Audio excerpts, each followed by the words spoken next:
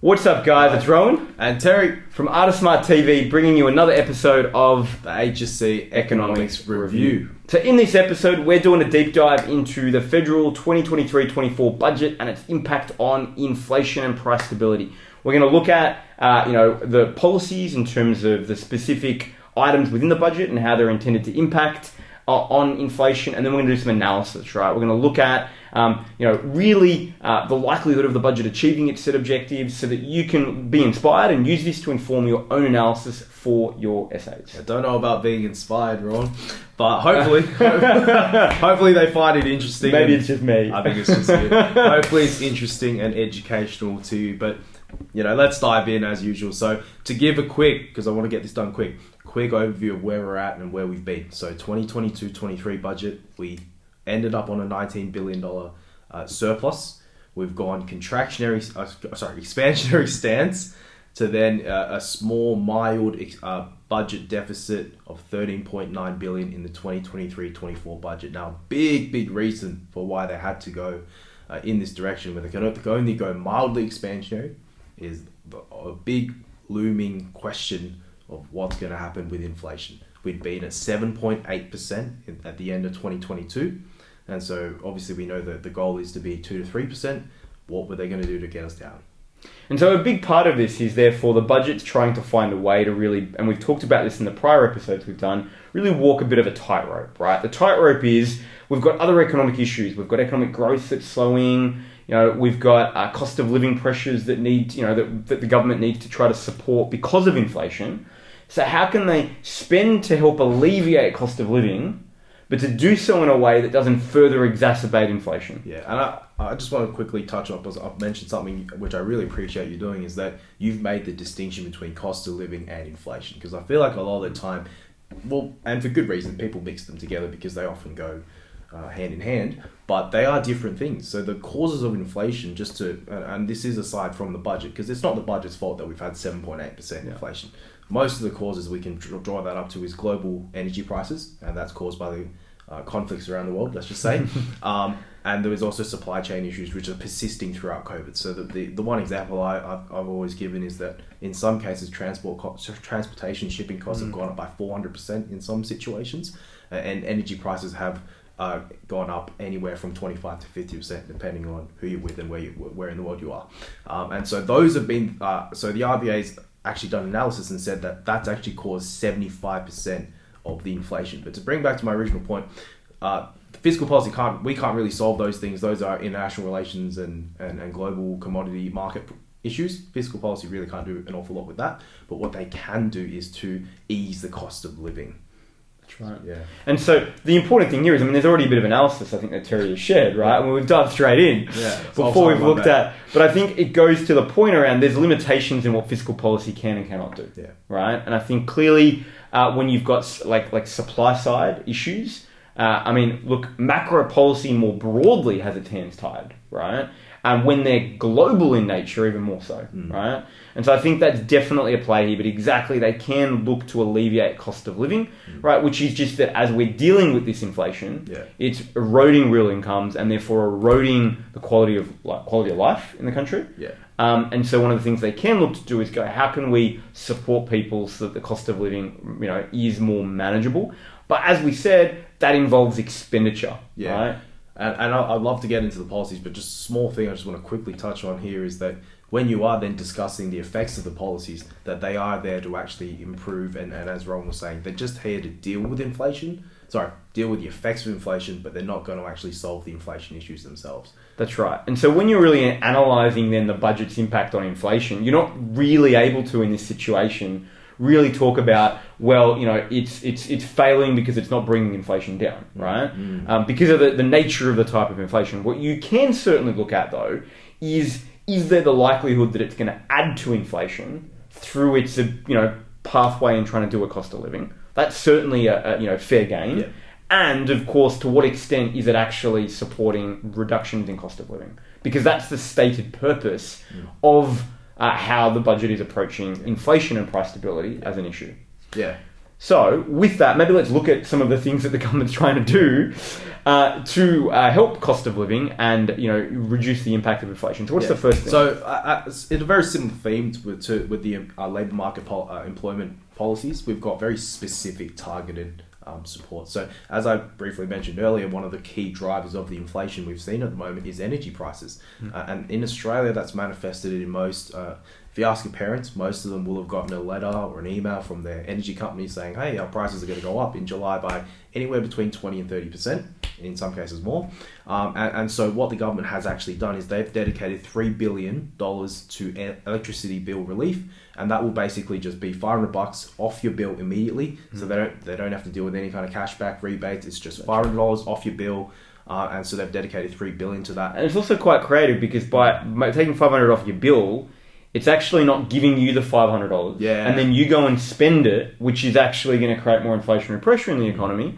It's actually taken it straight off the bill. So in theory, that reduces the price of energy, which therefore also contributes to not only help with your cost of living, but to some extent also drive down inflation. Yeah. Right? I know we said they're not really trying to do that, but this is an example where they sort of do. Which is awesome. Yeah. Right. And I also just want to quickly point out that this has actually been targeted towards low-income households. That's right. And so it's really going and supporting those households who maybe aren't as capable and likely to negotiate those inflation-linked wage increases. And so the ones who have probably seen a real decrease in their real income levels. And so it's really coming in and giving them a bit of support. So impact of this, right? It's expected. Now, no, this is the government's numbers. So, you always sometimes when you're doing analysis want to look at, okay, are there any other commentary as well? But they're saying they're expecting it to reduce headline inflation by basically 0.75%, right? By June of 2024. So they're saying, look, we're expecting this to actually, because we're literally just making bills $500 cheaper, to place that downward pressure on inflation. And retail electricity prices are expected to be 25% less, retail gas 16% less, right? Basically, if with the government's expenditure, right? So some material impacts here. Now, what else have we got? We've got some other things they're doing, or trying to do. Well, I just want to go back on that real quick, just because I want to make I don't want it to be a competition, because it's not. Monetary and fiscal are meant to work hand in hand. But I almost look at that and go, well, that would probably be a really, really worthwhile $3 billion to spend if you're able to wipe off 0.75% of inflation, and you think about what the RBA's had to do to get. Why not spend a little bit more, right? It makes me wonder, maybe they should have gone a little bit heavy. So maybe that's something you can make a comment on. If it's having that kind of effect, where else could they have gone across? Because I know there's price rises in construction. There's price rises. There's a couple of strategic places, right, where you go, hey, let's make some bigger investments. And so if they could have done that, why didn't they do that more broadly? Yeah. So because the next thing that we're going to talk about is the fact that they haven't really gone too specific. They haven't found other pockets, apart from electricity prices and a few other things. But overall, they're just saying, well, let's just try and bring back some of our government spending. And that, I think, ticks off a few boxes as well as the inflation box, but also, the external stability box, because there have been concerns about the rising level of government debt and with global interest rates rising as well. So a very underrated point, I guess, is that people don't sometimes forget that when a government implements a deficit and higher levels of spending, that's actually borrowed money, and they actually do pay interest on that every year. And the interest is anywhere between about 0.5% of GDP every year, which is not a small amount, right? So that's almost the size of last year's surplus, basically. Yeah, that's right. So, we talk about, we had a surplus, but all that's basically just going to pay the interest for this year. That's correct. And so if they kind of dial back some of that spending, hopefully they at least won't grow government debt to a higher level, and they can just kind of, in the long term, if they address some productivity issues, try and pay that down a little bit. And so I think the big thing here is, look, just to be specific about what it actually means to restrain government spending. Yeah. They're saying that they're going to limit annual real payment growth to 0.6% on average over the next 5 years.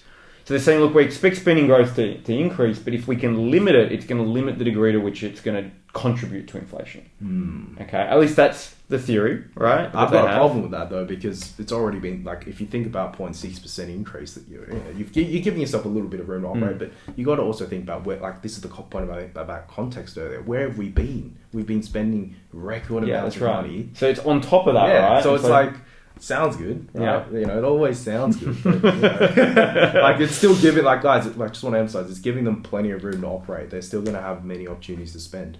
That's right. So now look, there are some other things that they're doing here to try to support cost of living, right? So one of the other things to really highlight is, they've got a big focus here on like ongoing sort of cost of living, right, relief. And so we talked about energy bill relief, right? They are also looking, and we're going to talk about some of these in a little more depth, but just to, like the quick overview, they're trying to reduce out-of-pocket health costs. So there've been some changes with Medicare and trying to support Medicare. They're looking at trying to increase payments to like single parents, right? And they're also looking at rent assistance, right? And increasing rent assistance so that, again, we've got, cost of living relief. So there's like a bigger picture sort of here in how they're trying to do it. Now, sitting underneath some of this is really like this idea of supply, right? Remember we talked about, and Terry highlighted that a lot of these problems are supply side issues. And this is one of the things that the budget's sort of interesting. It is a macro policy, which is traditionally demand, right? Yeah. But actually, a number of the policies often are directed, yes, they're initial expenditure, which is why it is macro. It's, increase aggregate demand, but they're directed at trying to support aggregate supply. And we see that here. So one of the ways they're trying to do that is, we saw at the National Reconstruction Fund, $15 billion. We talked about it in an earlier video on economic growth. They're spending $15 billion and trying to really improve our industrial capacity over 7 key capability areas, right? On top of that, they've really, also basically, improved from a supply point of view. They've reduced the cost of childcare, which again is a cost of living relief. It makes it cheaper for families, but it also gets more people into the labour force, which supports labour supply. So there's a couple of things that they're trying to do on that front. When we think about supply, though, where has there been really big issues with cost of living? Oh, yeah. So across the whole chain. So what you've got to look at in inflation with the RBA is that when they measure, the cost of housing, that's first of all the largest category in the CPI basket, something around 22%. So it's the biggest component. Like the RBA recognizes this is the category of households of Australia spend the most money on. So it's obviously very shocking that it's been having the issues that it has. So it's been impacted by like I said, the two key things. Like if you combine the two areas, the shipping costs and the energy prices, well, those are two things that very, very directly impact the cost it takes to build a house, and then also the cost it takes to rent a property to live in. So rent's been skyrocketing. Prices of new dwellings have also been increasing significantly on the backs of those supply issues. And so the government has recognized this. And I think, to tie it in with some of the political promises they've made, with certain alliances with certain parties, they have had to develop some policies in order to encourage new housing supply. Now, what do those look like? And so they're trying to reduce the withholding tax rate for eligible fund payments from managed investment trusts to basically support more development of buildings that will go straight to the rental market.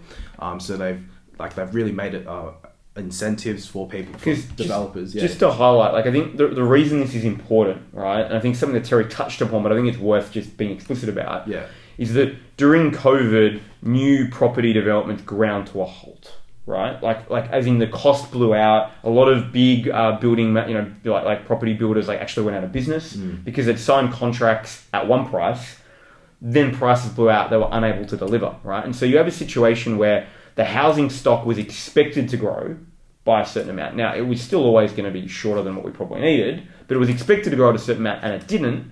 And then we've got, this reality now where we've got, more Australians coming back. We've got immigration opening up again, which is, the norm in terms of what it was prior to COVID. And we've got all of that on, really a sort of a housing stock that didn't grow as much as we hoped and isn't growing as fast as it needs to, largely because of the costs associated, right? And then I think I also want to point out that you've also got young people like myself who've had to face, this cost of living crisis that we've had. So in terms of, I'm thinking a little bit cynically here, but in terms of the government looking after their own public perception, they obviously have felt the need to do something about that. So they've got some other things they've done. They've also looked at increasing the depreciation rates to make it, again, a tax incentive to make newly constructed build to rent, right? So they're really trying to, at the moment, tweak the incentives from a tax perspective to encourage more, properties to be built that then go into the rental market.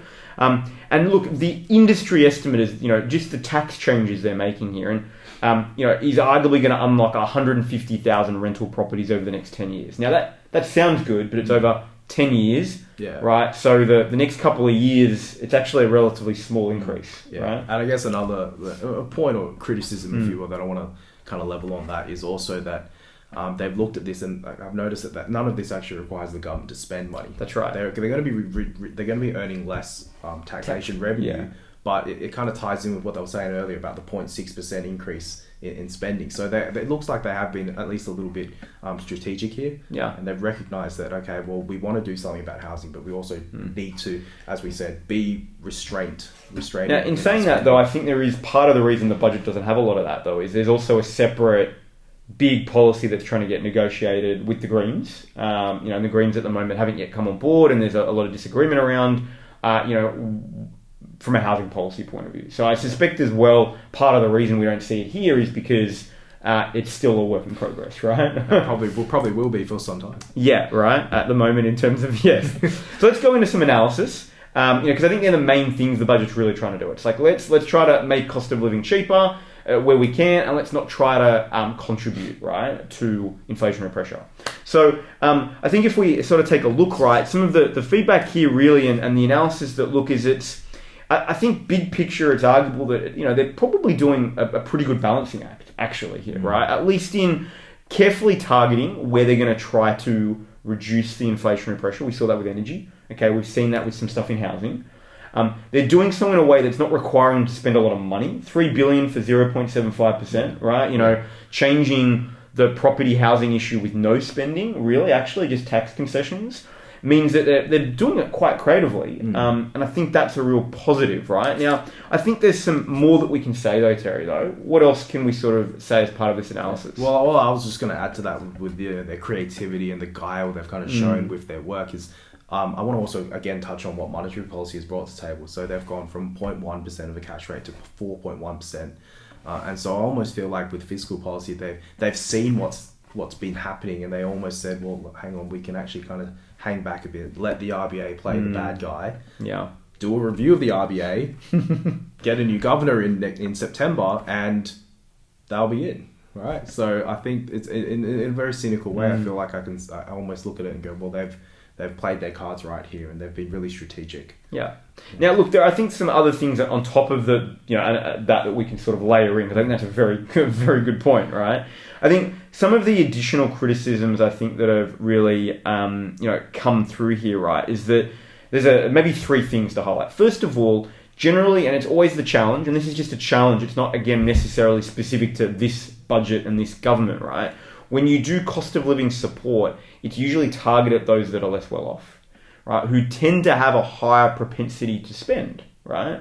And so you always do have a risk, because they're just lower income, they're going to spend more of it, they've got less savings to rely upon, that, that spending does tend to maybe go straight into the economy, and it can sometimes lead to a little bit more inflationary pressure than otherwise expected. Now, again, it's hard to see whether or not that's the case here, but I think that's just a little bit of theory to be mindful of, right? Can I actually speak on a bit of research that I saw that might maybe help explain why they've done things they have done? So I think, you're right. When you look at it from a textbook theory point of view, like it will be quite expansionary, stimulatory, aggregate demand, all that stuff. Demand pull inflation, but I actually saw some research done by an economist named Joe Masters, and she actually made a point to say that if you look at the inflationary measures of the budget, it's only going to increase inflation by about 0.1%. And so, look, again, like when we talk about good trade-offs, right? Like the $3 billion they're spending to drop it by 0.75%, but in return, you're only going to be increasing it by 0.1%. I think it's a fairly good trade-off. Now, do want to recognise that just as all the numbers that we've got here, they are just forecasts, they're research. We don't exactly know what's going to happen. If we did, we'd be working for the RBA. But I think it's one thing I just want to mention, right? So the criticisms are fair, but I think there's also been a bit of a development in the criticism camp as well. So a couple other quick things to highlight. Number one is that, and this was your point, Terry, like we had massive spending during COVID. And then we've gone, we're only going to let spending increase by 0.6. And so in many respects, like with inflation where it was, it's always hard for governments to cut spending, right? Once it gets implemented, you've got stakeholders that are party to it that are going to complain really loudly if their spending gets cut, right? And so, it's almost like the government had an opportunity, because of inflation, they had a mandate really to go, we need to make some cuts. We really need it. Like, we've got structural deficit here, right? Because we've got an aging population, low productivity growth. We've really got to come in and just be really like, there's some big cuts we can make. Now, they didn't do that, right? And they probably really had the political capital and the timing to do so.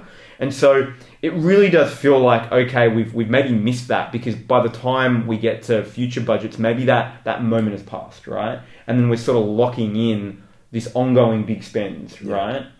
So I think that's one of the things that and not even from the spending side, but also from the taxation side. I think there was also criticism of the government not dialing back the stage 3 tax cuts, which we will talk about in a future video. But I think that they're kind of copying, heat from both sides. They could have decided to spend less, but they could have also decided to tax more. That's right. And so there really was, 2 great missed opportunities for the government in terms of trying to actually scale back and address this structural deficit, which we are going to be facing over the next few years. That's right. So it really did feel a little bit of kicking the can down again, right? Which is, the criticism of the prior government as well. Every government. That's exactly right. It's one of the political limitations. Yeah. Now, just a little bit of data here to highlight, I think is quite interesting, that Stephen Anthony, a chief economist at Macroeconomics Advisory, identified that to cut spending in net terms by some target, you probably needed to be getting to like 0.5% or 1% of GDP, right? To try to really make a difference. And we're sort of instead seeing a commitment to an increase of at least 0.6%. Which is in the wrong direction. Yeah, exactly, right? Which I think is one of the criticisms here. And so I think the other big challenge is that, the good thing is these policies aren't really generating, and I guess that's maybe the little bit of the criticism, although I think to some extent we've talked about they have, the 0.75. There was a little bit of a criticism to say that, well, maybe they could have done more to generate deflation, right? And that was your point, Terry. If it was $3 billion to do that, why not look at some more opportunities here, right? And I think that's very, very true. Now, maybe just a really little bit of specific feedback and analysis on the energy price relief plan, because that goes to the big part of where they're trying to reduce the inflation. So we should maybe just look very briefly at that. And Greg Jericho, who's a policy director at the Centre of Future Work, also a writer on The Guardian, often had some interesting things to say. His perspective was that, and it's something that we highlighted earlier, is that it's actually quite a smart way to handle it, because it's not a cashback, it's not here's the money, it's literally like taking the heat out of the prices directly, and that's a real positive, okay? But then there's been, I think, some overall sort of feedback, right, which is to say that, has this still been enough, okay? We're still grappling with big, significant increases in energy costs. Is it really enough to do that, right? And so there's some extra commentary. Do you want to share any of it? Yeah, Terry? Well, I just wanted to also mention that it's a $500 and it's a one-off thing. Yeah. And I think that this kind of leads into the point that other commentators have made, that it's global fuel markets. They should be really looking at more things like price caps and being more effective with that. That's right. I think there is a process to get those involved, but I don't think that that's kind of been the centerpiece of the policy. They've been talking about the $500 once, but that's it's a once-off payment, and that's, unfortunately, inflation is an ongoing issue. I think one thing I also want to talk about is the idea of the concept of sticky prices. So that, yes, you might reduce the headline level of inflation, but inflation that's occurred in the past will still hurt in the future, right? The prices are going to stay sticky. Right? They don't go backwards. Yeah, they don't go back down. So the damage is already being done. So even though you might be temporarily giving a bit of cost of living relief, there needs to be more of a focus on, well, what can we do in the future to maybe bring a bit of deflation down? Yeah. That's right. And look, sitting underneath all of this as well, I think is, again, we've mentioned it in one of our prior videos on the budget, which is the productivity growth factor as well, right? One of the things in the long term, again, it's not necessarily the drivers right now of inflation. To be fair, as we said, it's global factors, it's supply chain. But one of the factors is, over the long term, productivity growth. If you can get increases in productivity growth, you create, more sustainable economic growth, i.e. lower inflation. And I think, again, we've just seen that there's been, really, this budget, I think, has well had an opportunity, again, a mandate, the timing, to really look at what are some structural reforms, maybe what are some things that we might need to do here to really try to support productivity growth. And part of me just wonders if we sort of again have missed this opportunity, right, to do so, and it gets kicked down, the can again. Yeah, because I almost feel like they're just teasing us, because they obviously can identify, as we talked about, the 7 key areas that they decide to invest in. They're talking about, training people in these key areas like AI and digital and care. Like, they obviously can identify those issues and areas to target, and then they will throw a little bit of money at it, but it almost feels like they're not willing or able to commit fully really try and get productivity back to where it used to be. Because to give you guys some numbers, we used to, in the late 1980s, 90s and early 2000s, our labor productivity growth used to be in the 3% range, right? Now we're looking at potentially getting only about 1.5%. If we're lucky. Yeah. So it's almost essentially half. So we need to do more about that. I think there's a balance challenge here where you can see clearly that they're not wanting to spend the money, right? Because they're needing to manage the conflict of objectives, right? The conflict of objectives being we've got to minimize inflation. We want to look politically, like that we're good fiscal managers. We've got a surplus. We're being fiscally responsible. Manage the debt, right? That's a really important political consideration. We're not wanting to cut. But then there's these areas where probably they should have been spending. Yeah. I want to maybe just bring it to the viewers, a bit of a Gen Z term here. They're in their people pleasing era. It's giving people pleaser. Please don't cringe. Let me know if that is cringe in the comments. Yeah, awesome. But I do want to speak on that though. It almost feels like an old saying that if you try and please everybody, you're going to end up pleasing nobody. Right? Yeah, and I think there was a general consensus like, okay, it's a sort of a nice budget. It does a little bit for everyone, but does it do enough for anyone, right? And that, I think, is the underlying sort of feedback. Just quote us in your, we got some nice quotes there. Yeah. So let's wrap this up. If you have any questions, let us know in the comments. Otherwise, hit subscribe. We'll have more episodes like this doing deep dives on the budget, analysis, economics, and otherwise. See you next time.